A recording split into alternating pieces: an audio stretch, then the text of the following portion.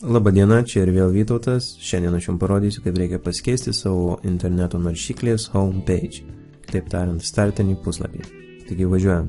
Internet Explorer naršyklėje, einame ant šio dantračio, einame Internet Options, arba taip pat galime Tools paspausti, Internet Options. Ir štai čia homepage pasikeičiame į ką norime. Tiesiog įrašome www.google.lt ir spaudžiame Apply apačioje. Ok, uždarome šį langą, atidarome naują tabą, spaudžiame ant Home ikonus ir matome, kad kažkas neveikia. Einame patikrinti dar kartą. Žinome, kad neveikia, nes įvėlėme klaidą. Adrese, bandome dar kartą, Google.lt, ok, atidarome naują tabą ir štai matome, kad Google mūsų startinis puslapis. Taigi Exploreris viskas. Firefox'as.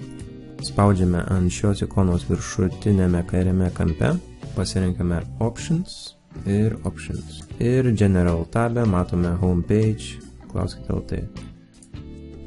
Judame Google.lt. Be klaidų šį kartą, spaudžiame OK, atidarome naują tabą, spaudžiame ant Home mygtuko ir matome, puikiai veikia mūsų homepage'as.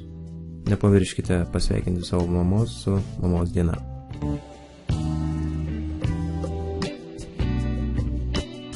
Chrome naršyklėje mums reikia keliauti štai ant šio meniu, tada pasirinkti Settings ir tada Settings nustatymuose ieškome Appearance arba išvaizda tikriausiai bus lietuviška ir pažymime Show Home button. Taigi šis Home mygtukas gali būti išjungtas dažniausiai. Pažymime šią varnelę ir spaudžiame Change.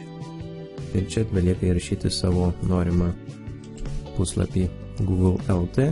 Ok, atidarome naują tabą, spaudžiame ant Home mygtuko ir matome, kad Google'as yra mūsų pagrindinis startinis puslapis. Tai štai tiek šiai pamokėlė. Jeigu turite klausimų, klauskite komentaruose. Nepamirškite paspausti like ir prenumeruoti, kad gautumėte naujausias pamokas. Iki!